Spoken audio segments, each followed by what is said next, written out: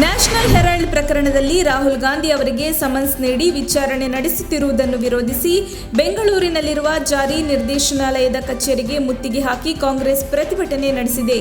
ಕೆಂಗಲ್ ಹನುಮಂತಯ್ಯ ರಸ್ತೆ ಕಚೇರಿಯ ಮುಂದೆ ಸಾವಿರಾರು ಕಾರ್ಯಕರ್ತರು, ಮುಖಂಡರು ಇಂದು ಬೆಳಗ್ಗೆಯಿಂದಲೇ ಪ್ರತಿಭಟನೆ ನಡೆಸಿದರು. ಪ್ರತಿಪಕ್ಷದ ನಾಯಕ ಸಿದ್ದರಾಮಯ್ಯ, ಕೆಪಿಸಿಸಿ ಅಧ್ಯಕ್ಷ ಡಿಕೆ ಶಿವಕುಮಾರ್, ವಿಧಾನ ಪರಿಷತ್ನ ವಿರೋಧ ಪಕ್ಷದ ಬಿಕೆ ಹರಿಪ್ರಸಾದ್, ಪ್ರಚಾರ ಸಮಿತಿಯ ಅಧ್ಯಕ್ಷ ಎಂಬಿ ಪಾಟೀಲ್, ಕೆಪಿಸಿಸಿ ಕಾರ್ಯಾಧ್ಯಕ್ಷರಾದ ರಾಮಲಿಂಗಾರೆಡ್ಡಿ, ಈಶ್ವರ ಖಂಡ್ರೆ ಮೊದಲಾದ ನಾಯಕರಿದ್ದರು. ಮನುವಾದ ಜೀವಂತವಾಗಿಡಲು ವಿಧಾನ ಪರಿಷತ್ ಸದಸ್ಯ ಛಲವಾದಿ ನಾರಾಯಣಸ್ವಾಮಿಯಿಂದ ಹೊಲಸು ಚಡ್ಡಿಯನ್ನು ಬಿಜೆಪಿಯವರು ಹೊರಿಸಿದ್ದಾರೆ. ಬಿಜೆಪಿ, ಆರ್ಎಸ್ಎಸ್ ಸೇರಿದಂತೆ ಸಂಘ ಪರಿವಾರದ ಉದ್ದೇಶವೇ ಮನುವಾದ ಅನುಷ್ಠಾನಕ್ಕೆ ತರುವುದಾಗಿದೆ ಎಂದು ಕೆಪಿಸಿಸಿ ವಕ್ತಾರ ಡಿ ಬಸವರಾಜ್ ಆಕ್ರೋಶ ವ್ಯಕ್ತಪಡಿಸಿದರು. ಜಾತಿ ವ್ಯವಸ್ಥೆ ಜೀವಂತೇಡಲು ಪ್ರಯತ್ನ ನಡೆಯುತ್ತಿದೆ. ನಾರಾಯಣಸ್ವಾಮಿ ಬಳಸಿ ಬಿಸಾಡಿದ ಹೊಲಸು ಚಡ್ಡಿ ಹೊತ್ತು ಹೋಗಿದ್ದು ಮಲ ಹೊರುವ ಪದ್ಧತಿಗಿಂತ ಹೀನ ಎಂದು ಕೆಪಿಸಿಸಿ ವಕ್ತಾರ ಡಿ ಬಸವರಾಜ್ ಆಕ್ರೋಶ ವ್ಯಕ್ತಪಡಿಸಿದರು. ವಿಪಕ್ಷದವರ ಮೇಲೆ ಇಡಿ, ಐಟಿ ಇಲಾಖೆಯನ್ನ ಕೇಂದ್ರ ಸರ್ಕಾರ ಛೂ ಬಿಡ್ತಿದೆ. ದ್ವೇಷದ ರಾಜಕಾರಣವನ್ನು ಬಿಜೆಪಿ ಇಲ್ಲಿಗೆ ನಿಲ್ಲಿಸಬೇಕು. ಇಲ್ಲವಾದರೆ ಕಾಂಗ್ರೆಸ್ ಕಾರ್ಯಕರ್ತರು ತಕ್ಕ ಶಾಸ್ತಿ ಮಾಡುತ್ತಾರೆ. ಕೇಂದ್ರ ಸರ್ಕಾರ ಶಾಶ್ವತವಾಗಿ ಅಧಿಕಾರದಲ್ಲೇ ಗೂಟ ಹೊಡೆದುಕೊಂಡು ಕೂರಲು ಸಾಧ್ಯವಿಲ್ಲ ಎಂದು ಮಾಜಿ ಸಿಎಂ ಸಿದ್ದರಾಮಯ್ಯ ಆಕ್ರೋಶ ವ್ಯಕ್ತಪಡಿಸಿದರು.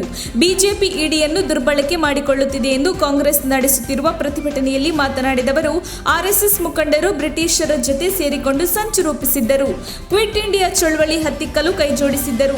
ಬಿಜೆಪಿಯವರು ಎಲ್ಲಾದರೂ ತ್ಯಾಗ ಬಲಿದಾನ ಮಾಡಿದ್ದಾರೆ ಎಂದು ಇದೇ ವೇಳೆ ಪ್ರಶ್ನಿಸಿದರು. ನ್ಯಾಷನಲ್ ಹೆರಾಲ್ಡ್ ಪ್ರಕರಣದಲ್ಲಿ ಆದ ತಪ್ಪಿನಿಂದ ರಕ್ಷಣೆ ಪಡೆಯಲು ಇಡಿ ವಿರುದ್ಧ ಕಾಂಗ್ರೆಸ್ ಪಕ್ಷ ಹೋರಾಟ ಮಾಡುತ್ತಿದೆ. ಈ ಬ್ಲ್ಯಾಕ್ ಮೇಲ್ ತಂತ್ರವನ್ನು ಖಂಡಿಸುವುದಾಗಿ ಸಚಿವ ಅಶ್ವಥ್ ನಾರಾಯಣ ಹೇಳಿದರು.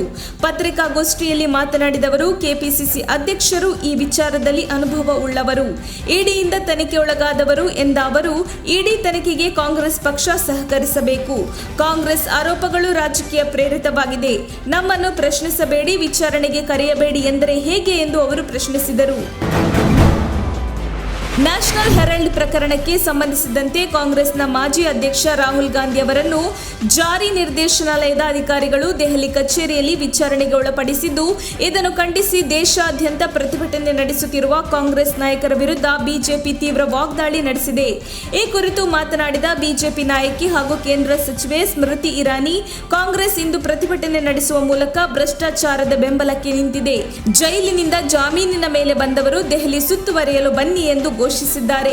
ತನಿಖಾ ಸಂಸ್ಥೆಯ ಮೇಲೆ ಒತ್ತಡ ಹೇರಲು ಕಾಂಗ್ರೆಸ್ ಆಡಳಿತದ ಸಚಿವರನ್ನು ಆಹ್ವಾನಿಸಲಾಗಿದೆ ಎಂದು ಆರೋಪಿಸಿದರು.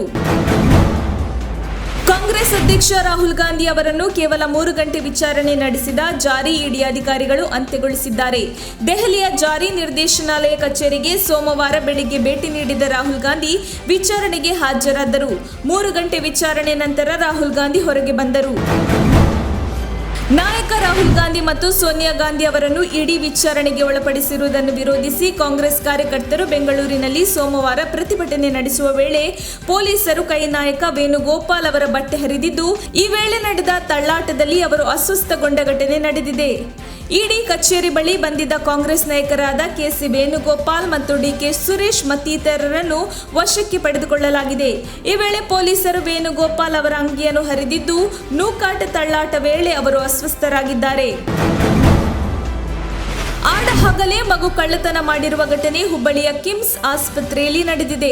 ಕುಂದಗೋಳದ ನೆಹರು ನಗರದ ಮಹಿಳೆ ಉಮ್ನೆ ಜೈನಾಬ್ ಶೇಖ್ ಎನ್ನುವ ಮಹಿಳೆಯ ಮಗುವನ್ನು ಅನಾರೋಗ್ಯ ಕಾರಣದಿಂದ ಜೂನ್ 10ರಂದು ಆಸ್ಪತ್ರೆಗೆ ದಾಖಲಿಸಲಾಗಿತ್ತು. 40 ದಿನದ ಹಸುಗೂಸನ್ನು ಆಸ್ಪತ್ರೆಯಲ್ಲಿರುವಾಗಲೇ ಏಕಾಏಕಿ ತಾಯಿಯ ಕೈಯಿಂದ ಕಿಡಿಗೇಡಿಗಳು ಕದ್ದೊಯ್ದಿದ್ದಾರೆ ಎನ್ನುವ ಆರೋಪ ಕೇಳಿಬಂದಿದೆ. ನಾನು ಗುಬ್ಬಿ ಶ್ರೀನಿವಾಸ್ ಬಗ್ಗೆ ಚರ್ಚೆ ಮಾಡಲು ಹೋಗಲ್ಲ.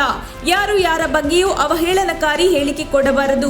ನಾನೇನು ದೊಡ್ಡ ಮನುಷ್ಯ ಅಲ್ಲ. ಯಾರು ದೊಡ್ಡವರು ಯಾರು ಚಿಕ್ಕವರಲ್ಲ ಎಂದು ಸಂಸದ ಪ್ರಜ್ವಲ್ ರೇವಣ್ಣ ಹೇಳಿದ್ದಾರೆ. ಮಾಜಿ ಸಿಎಂ ಎಚ್.ಡಿ. ಕುಮಾರಸ್ವಾಮಿ ವಿರುದ್ಧ ಗುಬ್ಬಿ ಶ್ರೀನಿವಾಸ್ ಏಕವಚನದಲ್ಲಿ ವಾಗ್ದಾಳಿ ವಿಚಾರವಾಗಿ ಮಾತನಾಡಿದವರು, ರಾಜಕಾರಣಿಗಳನ್ನು ಪ್ರಜೆಗಳು ಮಾದರಿಯಾಗಿ ನೋಡುತ್ತಿರುತ್ತಾರೆ.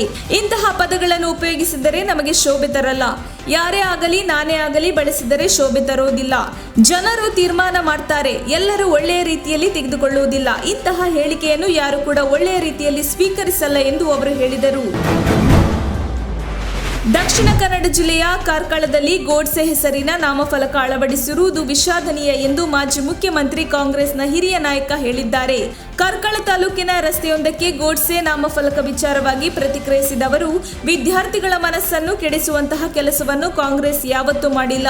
ವಿದ್ಯಾರ್ಥಿಗಳಲ್ಲಿ ಸದ್ಭಾವನೆ ಬೆಳೆಸುವಂತಹ ಕೆಲಸ ಇವತ್ತು ನಡೆಯಬೇಕಾಗಿದೆ. ಆದರೆ ಇವತ್ತು ಪಠ್ಯಪುಸ್ತಕ ವಿಚಾರದಲ್ಲಿ ಬಿಜೆಪಿ ಇಂತಹ ಕೆಲಸ ಮಾಡುತ್ತಿದೆ. ಮಹಾತ್ಮ ಗಾಂಧಿಯ ಸಿದ್ಧಾಂತವಿರುವ ಉಡುಪಿಯ ಕಾರ್ಕಳದಲ್ಲಿ ಗೋಡ್ಸೆ ಹೆಸರಿನ ನಾಮಫಲಕ ಅಳವಡಿಸಿರುವುದು ವಿಷಾದನೀಯ ಎಂದರು.